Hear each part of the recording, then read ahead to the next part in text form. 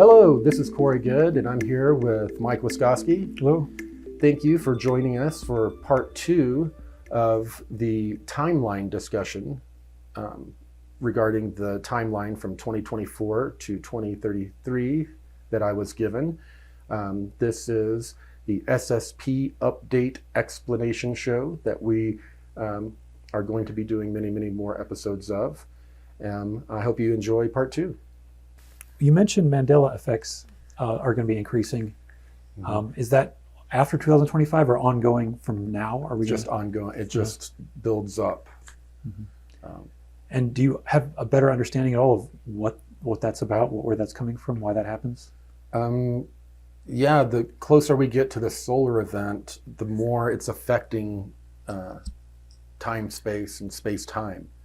And we start having these anomalies occur. And that's why even the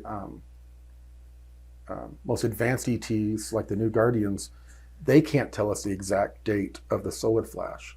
Because when the solar flash happens, remember the sun is the engine of time within our temporal sphere. If the sun explodes or does something magnificent like that, it causes a temporal ripple. And time during like months and months of time, you can't really separate it. It becomes kind of, I don't know how to describe it, but there's a gravitic temporal event that occurs that makes it impossible to tell the exact time of the event, even for very advanced ETs. That same type of thing building up to that event, small things are occurring that are affecting time and giving us these Mandela effects. At one point, you described that the timelines that we're on are like separate threads of like a rope. It's like a braid, yeah. So, are the Mandela effects related to the merging or the interweaving of certain timelines in different ways? I think, yeah, because we're just kind of jumping around timelines right now. It's kind of, we're not jumping like drastically to the bad, drastically to the good, but we've kind of generally chosen the direction we're going in, but that direction has all these different probabilities, and we're kind of jumping around in them as we go, and it gets tighter and tighter until the braid gets tighter and tighter towards the solar event. And then after the solar event, it kind of does the opposite. Time starts kind of braiding out again, and all of these various temporal experiences start happening. What you said from the years 2028 to 33, the surface population is slowly introduced to the concept of a new ET group, the Galactic Federation of Worlds. And eventually towards 2032, this group reveals itself while defending Earth from holographically generated enemies, warning us of a mass invasion of our solar system. Basically, yes, the Orion group has the Galactic Federation come out and present themselves as people here to help. Here's some new technologies, here's some med beds. You get in the med bed, yeah, it's a med bed, but it's kind of like getting an injection that has nanites in there that they're not telling you about. The med bed puts them in you, so you have nanites that start to build things inside of you. But they start bringing out devices that are going to make you healthy, make you happy, and they're here to help. But they are warning us that there's this negative ET group coming in that we're going to have to fight, and we're here to help you. We're going to give you the technology. We're going to fight as much as we can beside you, but you're going to have to fight. You're going to have to take those nuclear missiles and point them out and start shooting them into space at these ships coming in. Well, this horrible enemy that this angelic Galactic Federation is going to want us to fight is going to be the Galactic Federation, the GGLN, our own ships coming in to liberate us. They're going to try to trick us and the nations of the earth to fight against our own people coming in to liberate us. So, do you have more details about how this group is introduced? How does this come about? These ETs that we're calling the Galactic Federation of Worlds. I assume they won't go by that name because this is the name that we're using. They go by Galactic Federation. Yeah. the scenes I saw were them standing in front of large groups like the Vatican and different areas, standing next to humans who are sitting there saying, this is whatever their name is. They're an ET group. He's over 50,000 years old and has wonderful knowledge to bring us. That's going to, all of the war is going to be over on our planet. We're going to come together.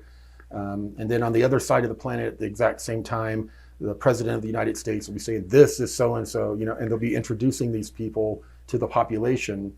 And we'll just slowly start to get more and more, see them more and more, and trust them more and more. Because, we'll be like, this Galactic Federation group, I was a little skeptical when they first arrived, but my grandmother, she laid in a med bed and she looks like she's 50 years old. Mm-hmm. And she was 90. It's amazing. I don't care. They have to be good. And then they'll just give away their sovereignty and go for the new toys. A lot of people on the planet will fall prey to that and fall victim to that, and will be happy to trade, their perceived organic misery for a technological savior. So do you feel that there are already many groups on this planet that are being gradually introduced, like the militaries or religions? I don't think so. I think just some of these secret societies and old religion people have access to these ETs right now. Okay. Of course, there are people in the community who are being reached out to by these very deceptive ET groups, and people in the community, they're like, I just want to meet an ET. I just want to meet one, and then one appears in front of them and they're like, I'm here to help you. And they're like, that's good enough for me. What do you got?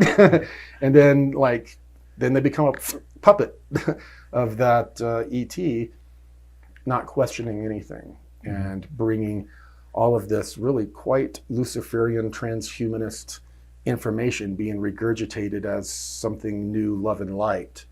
And it's very scary to observe well-intentioned people falling for stuff on this planet right now. Yeah. So do you have any recommendations? How do we know how to tell good guys from bad guys when these kinds of things are happening? Well, our ego wants to think, well, we are special, so that's why they came to me. Mm-hmm. But the fact is that the positive ETs, they approach you through your dreams. They approach you through your higher self. They get permission, more or less, to before they appear to you physically. Any AT that just appears to you physically without going through those different protocols and starts talking love and light to you, I don't know. It's really hard. If you're someone who has not been in the programs that I have and had the training that I have when you're a child, slowly being introduced to these beings, I can't give advice. You're gonna fall for it. It's the same way with humans who are psychopaths. Yeah, you're gonna fall for it. I'm sorry. If an I don't care, anyone in this community, if an ET appears in your room right now, and says, I was sent here by the Galactic Federation, you are chosen to deliver my message, and the development of people on this planet, their ego is going to be corrupted immediately. They're going to see something other than what they normally naturally see, and then it's going to affect their psychology, and they're gonna fall for it. Mm-hmm. It just happens. Luckily, it's not happening too much yet, right? Do you think it changes as we get closer, that there'll be more people contacted? I don't know. I'm sure, they have to start building up the consciousness to prepare us. So we'll start seeing them in television shows, kind of representations, and they'll seed us. They don't want to shock us. It'll build up. So yeah, they will use well-intentioned ET contactees and scientists and other people that they researchers that they're able to manipulate. Yeah, I see. You do say 2028 to 2033 is when we're slowly introduced. 2032 is when we're openly introduced. I assume that's because of the fact that we're in the end game scenario or something. Yes. Yeah, they have nothing to lose. And at that point, all of the Mohammed Accords and all of these agreements that were signed, the non-intervention with civilization, that they can't fly in our skies, they can't come and walk around amongst us because it will affect our development as a mass consciousness. So there was all sorts of cosmic laws that don't allow them, to do that. Well, at this point, they're going to be breaking all sorts of cosmic laws. They don't care. Like you said, it's the end game, and they know that the solar event's about to happen, and the human armada is going to be coming in. It's end game. Maybe I could connect a thread here. You said in, I think, 2018, in the update you gave that was called Surviving the Transition, you said something about how the Draco, the reptilians, would be kind of hiding in the inner Earth and going into some kind of temporal bubble or something to hide out when the solar event happens. So it was interesting to me that you're kind of connecting the dots here, saying that there's battles going on in the inner Earth all the way up until that point happens. So it's almost like they're forced to quarantine themselves. Well, yes, and these temporal bubbles that they create, it's just like what the Anshar have. The Anshar have, because the timeline is changing so much that they could just not exist. So they put their entire civilization inside this temporal bubble or null zone, to where they have their own time, space-time reference. They're not affected by the Earth or the solar system and what happens. It's like almost like another phased dimension. And other ET groups, that's why we can't, the Orion bases on the moon, we can't just shoot a missile there and explode that part of the moon and be like, okay, a big chunk of the moon is gone, that's where they were. It's over.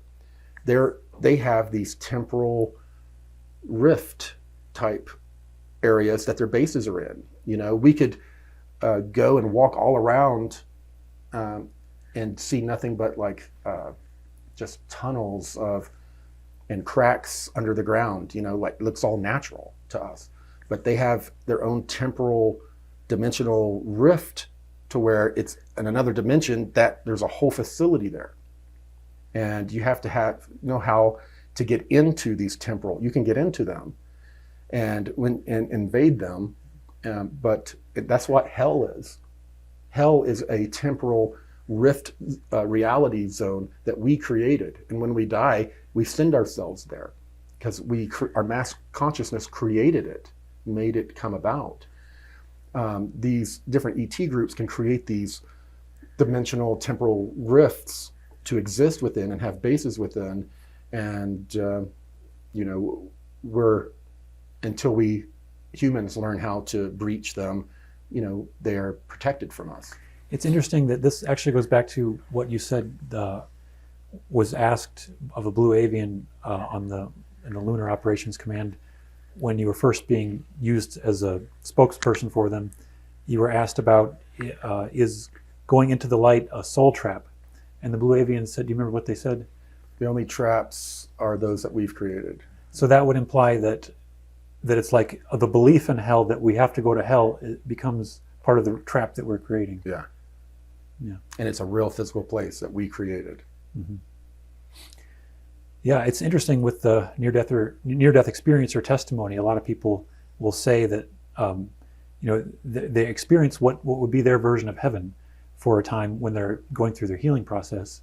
But I know that we've also seen near-death experience or testimony where it's a hell environment, and those end up usually turning into fundamentalist Christian authors who have those kinds of experiences.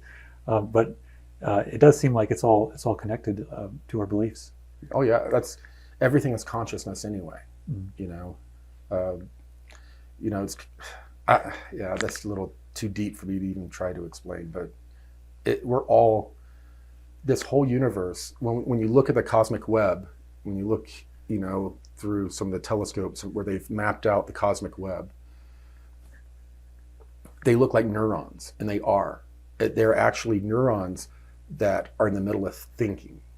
And as they think, matter and plasma and everything comes into being.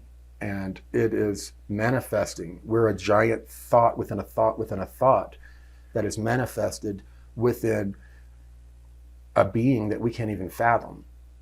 We just can't even fathom, because we're inside its mind and its perception, and we are it. You, me, we are this being having each of these individual experiences, forgetting that we're this God creator being, all within this thought, or almost like a video game. So none of it is real. I mean, it's real to us within the thought, within the thought, but none of it's really real. It's all a daydream. It's all a big thought of this one infinite creator. Mm-hmm. So maybe it would make sense for us to move on to the user-submitted questions on the timeline updates. Okay. Yoni says, Corey, you say that from 2025, the battle will begin in our solar system against the Orion Crusaders. Will the Alliance fight with people from the colonies, or will they have to recruit Earthlings to support the cause? Well, this is going to be Global Galactic League of Nations personnel and people that are involved with the SSP Alliance. And the SSP Alliance has thousands of people on this planet that are just like you and me, going about our regular life, that were at one time involved in 20 and backs.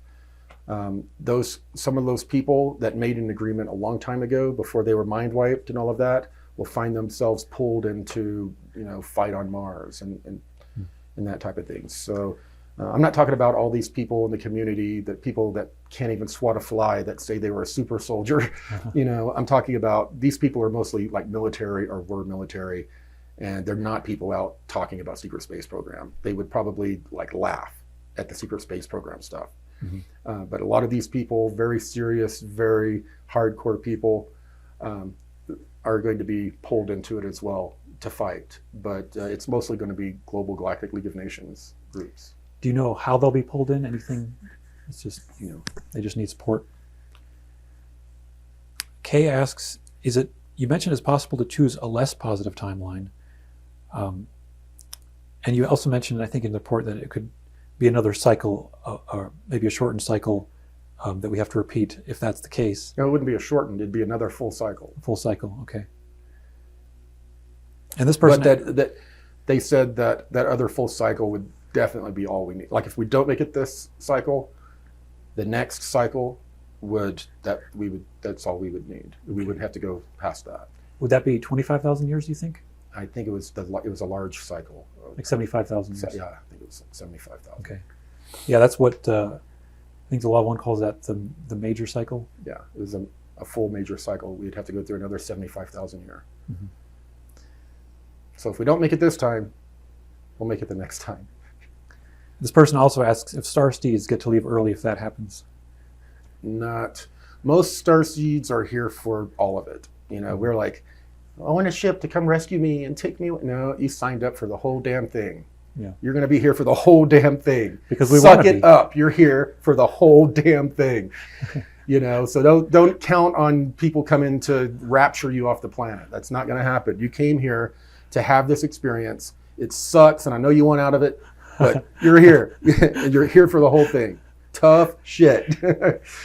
That's just the way it's been explained to me. No, there are certain groups that are here to observe, and they're observing as humans. They're kind of judging us as well, kind of experiencing life as us, to be able to judge us, or kind of judge us, but to have a perspective.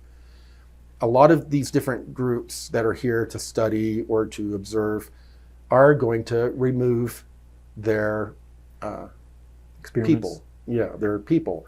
And there are incidents to where, we're going to think, the military saw a craft come in, and then like 4 or 5 people die and the craft leaves.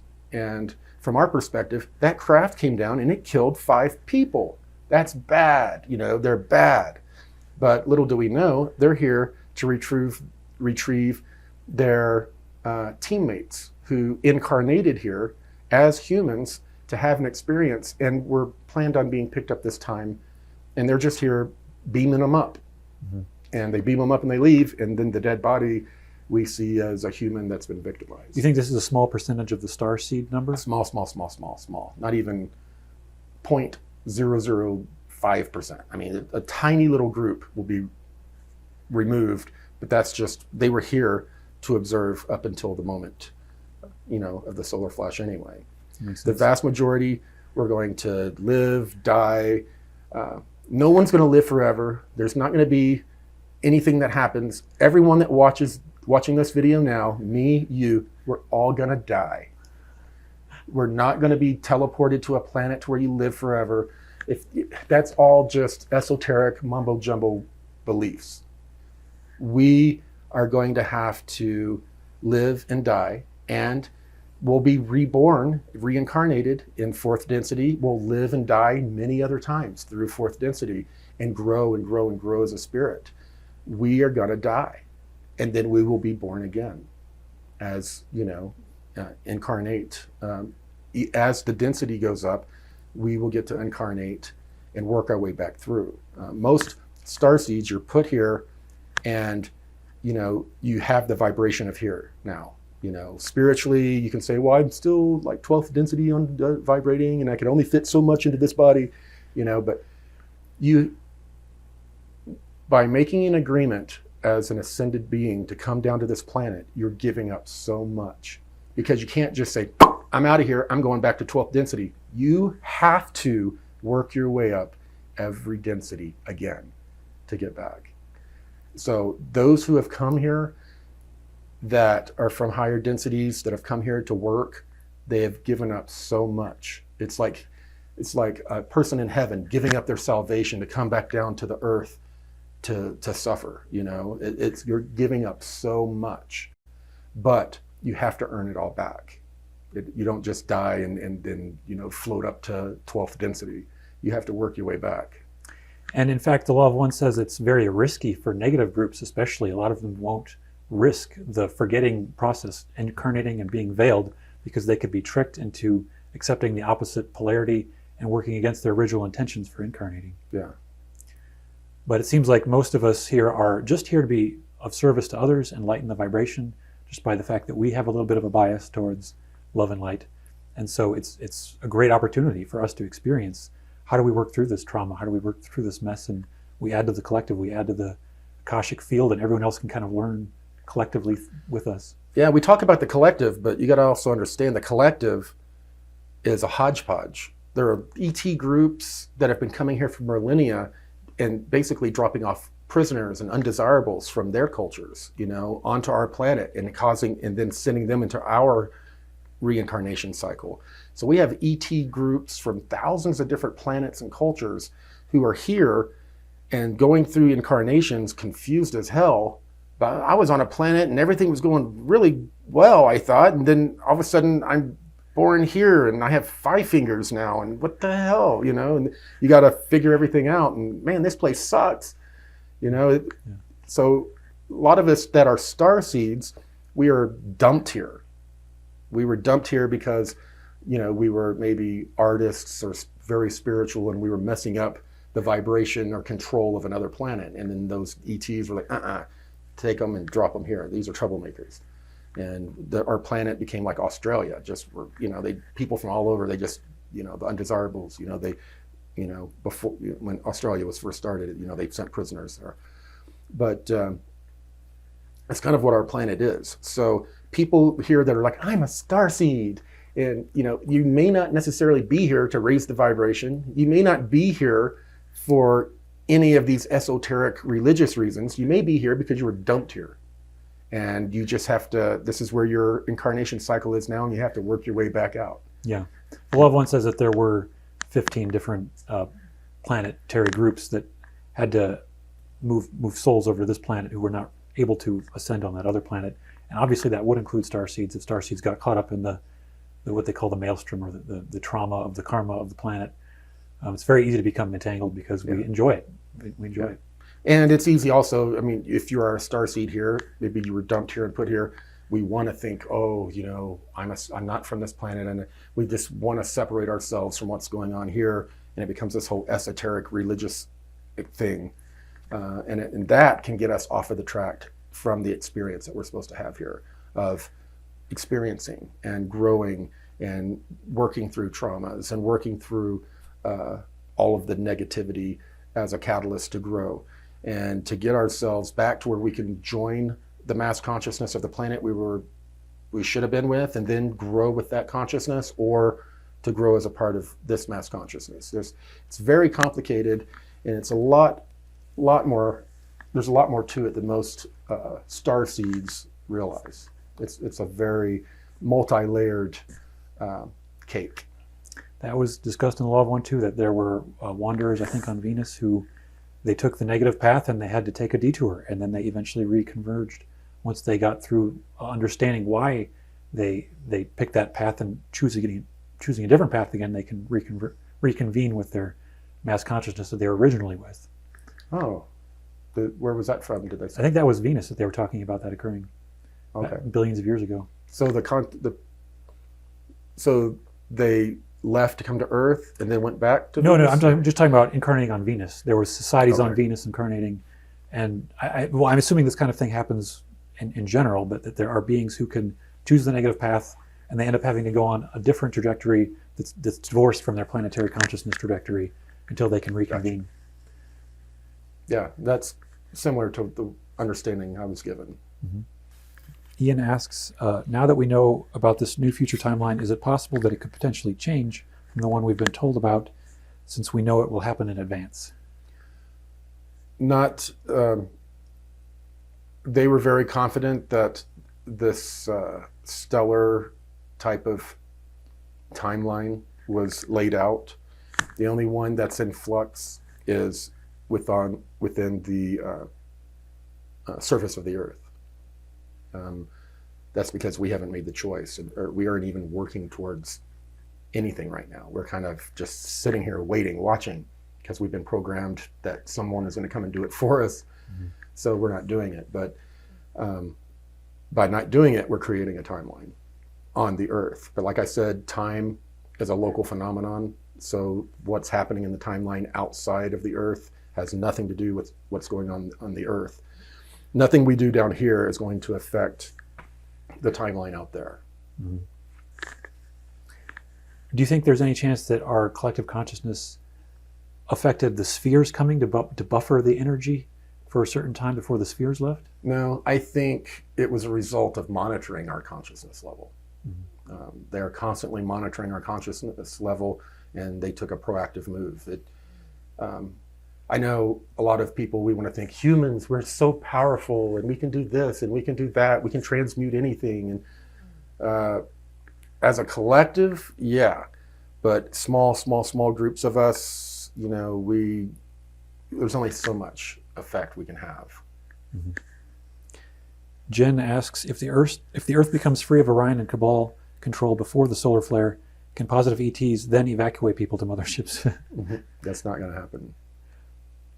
And I assume you've said that on Mika's planet they knew about the solar flare going to happen, and it was a peaceful. That they were able to handle it well. They were good with it. Yeah. And so, what did they do to handle it?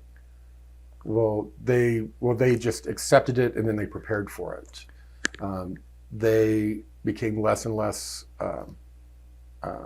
reliant on technology as they moved more and more to the shamanic spiritual practices, breaking up into communities and going back to their ancient past, the way they existed, because these things had happened in the past. There had been solar events in the past in their solar system as well, but there wasn't a big physical effect because they didn't have technology, the advanced technologies that we do now, or very little of it.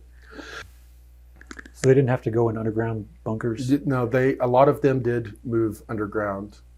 And most, they did, what happened when the star starts to change frequency, to a higher frequency, most of the cultures do move underground. And then they only come out to have fun or gather resources, but they spend most of their time shielded under the ground. Do you think that's going to happen more and more on Earth that we're going to be finding out about caverns that we can go into? Well, we already know of all the caverns, and they will be highly controlled. I see. Who gets to go into them. But the solar event that happens here, it's everyone's, Corey, it's so fearful. He's talking about the solar flash, the sun exploding. Everyone's going to frickin' die. That's not what I ever said. It's a solar event. It's going to cause the Earth to tilt and then come back to its original position, which is going to cause oceans to jump out of their basins. And yeah, people on the coastlines will be in big trouble. A lot of people will die. I mean, it's just what will happen. But not everyone's going to die. The vast majority of people will survive. It's afterwards. It's when electricity's gone, when all of these advanced technologies are gone. Without electricity, how do you pump water? How do you, so people start getting dysentery. They start having all sorts of problems. Because in the 50s, if this happened, the majority of people would be able to go, okay, I'll just go do a garden and I'll do this. People knew how to survive back then. Now we're completely ignorant of all of that. We're totally reliant on technology. So it will be a big mess on the planet, for sure. Hopefully we can get some survivalist kind of content on Ascension Works TV soon. Yep. I am working on talking to a few people about that type of stuff. Natalie asks, will it be possible to refuse the brain implant? Oh, you mentioned in your update that there'd be more transhumanism introduced into our society. Will we have to hide from people? Yeah, I mean, depending on what country you're in and, where it's implemented first. Yeah, in some of these third world countries, people are going to be forced to start accepting these things. But this isn't the track and trace, brain chips and all of that initiative doesn't really fully kick in until later on in the timeline, it appears. But when it does, yeah, they're going to start mandating, just like they did with the vaccines. They're going to mandate that people get certain types of technology into their bodies. Do you think there would be a way for people to band together and resist it then? I mean, yeah, it'll be basically transhumanists against the organic way of thinking, and that there's definitely a place in our timeline where there's going to be conflicts between the two. So you said 30% of Mika's people accepted this technology, and do you think that it's going to be something similar on Earth, that there's going to be some ratio that we have to try to keep that minimized, how many people are giving over to that system? I think there's a certain amount of people that are just going to accept it. Mm-hmm. And what percentage on our planet that is, I don't know, it might be more than 30%. Mm-hmm. And this person also asks, if we are implanted without our consent, what will be the consequences for us? What will we go through? What do you mean? What happens to a person? What happens to you when you receive the implants, the technologies? Well, you go through a process of it bonding to your neurology, and once it does, you have a completely different experience perceptionally. You don't just have smell, sight, hearing, and taste as a part of your senses experience. You have these different things now that I don't even know how to explain. Mm-hmm. This person asks if we have a way to know if we're heading toward a positive or a negative timeline as of the present moment. Well, we're towards the more positive timelines, but there's negative, less positive timelines that it seems humanity's trying to choose right now. We're not choosing the Anshar timeline, but we're in the ballpark. Mm-hmm. And it's, we won't know until the end which timeline we've chosen, because it's like a water hose, turned on full blast. It's just all over the place right now. Ted asks, it looks like fighting against the tyranny is a military job, not my job. So is there a practical way to get a head start on changing the world into a better place? Yeah, that's what I keep hearing from everybody. Everybody. I just, at this point, I don't know what to do. I mean, every time I say you've got to get out in the streets, you have to fight tyranny, everyone's like, no, that's dangerous. That's what they're supposed to do. I'm here just to be happy and loving, and that will fix the world. Just me sitting here doing nothing and being very happy and thinking positively, it'll help. No, it's not. No, it's not. Not working yet. It's not, and it never will. Look at Brazil. Millions and millions of people out in the street from all walks of life. Nobody's going to work. The whole country's basically shut down. Imagine that on a global scale. Everyone coming out and saying, screw this. We know what's going on. We're tired of playing along with it. The only reason you have your power is because we agree with you that you have the power. Yeah. When we all come out on the streets and we do like they're doing in Brazil and even in China, and yeah, you're going to maybe throw a few rocks, people are going to be pissed off. That type of thing is going to free us. No one in the military is going to free you. No ET group is going to come down and free you. If you're waiting for that to happen, you'll never be free. And I'm sick and damn tired of everybody sitting back making excuses. And it's everybody in the West. Yeah. People in Asia, parts of the Middle East, South America. Hey, they're standing up, they're doing it, but we are so flaccid, so programmed, and so beaten down in the West that people have turned into cowards that just make excuses. Let them do it. Let them do it. Someone else will do it. And I don't know. That's a big part of the SSP alliance. Has been frustrated. We've watched the Earth Alliance fail and fall apart. They're kind of getting it back together now, but especially the one in the United States and Canada, that the Earth Alliance failed. They wussed out, pure and simple. So if you're sitting back waiting for this alliance, military type of alliance to save you, it's not happening. I mean, we are the ones that we've been waiting for. Either that's the truth or it's not.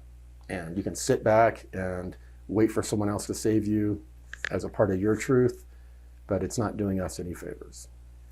Another question here was, what are we capable of achieving? What's the most ideal situation, what humans can do, what the masses can do between now and 2032? Just, what I described and what Mika's people did. Finally standing up and saying, and going out into the streets, everyone walking out of work, for long periods of time, just it's like what the people in Brazil are doing, I mean, that's it. I mean, you can come up with all these different other theories or write down all these other ideas, come up with an esoteric religion of what might happen. That's all fine and good and all that. And you're allowed to have your own little perception and universe. But if it's not contributing to the wider reality and changing it, all you're doing is creating your own little reality bubble and your own little religion, and you're hiding in it. Climb out of that bubble, joining the rest of us, and let's free this damn planet. Yeah. I certainly felt a sense of liberation when I started realizing how easy it is to just burn some DVDs of disclosure content and go to like the space conference in Colorado Springs or go to the Air Force Base, just start passing out DVDs and material to the people coming in and off the base or the conference areas. And it's like, it's your legal right to do these things. It's just like we're in this little bubble of a community where we're sharing with each other because we're preaching to the choir. Yeah, but it's like, who are the coolest people that you think should be awoken to this information? You go find them, and we can give them the information. And it's really ultimately a game of information right now, isn't it? The media is controlling us through information. It's not like they're controlling us through psychotronics. It's all perception. Yeah, using the media and big tech, they've been able to completely mold the way people think. Yeah, another plug for Ascension Works TV. We're going to try to get the best awakening content on there. That's my goal, at least, because I've been trying to wake people up with DVDs since 2006 when I first started learning about Stephen Greer's Disclosure Project, 9/11 Truth Subjects, cancer cures, breast cancer cures. Once I started learning about these things, I was like, this is ridiculous to sit on this information. So I started burning DVDs, passing it all out to my friends and family. But now I know it's coming to a point where we have to get this on the internet, so we're trying to get a really good platform going that hopefully can be useful for people. Agreed. Well, thank you for joining us for part 2 of the timeline update. We will have more updates for you very, very soon. And thank you for joining us on Ascension Works TV. Thanks, guys.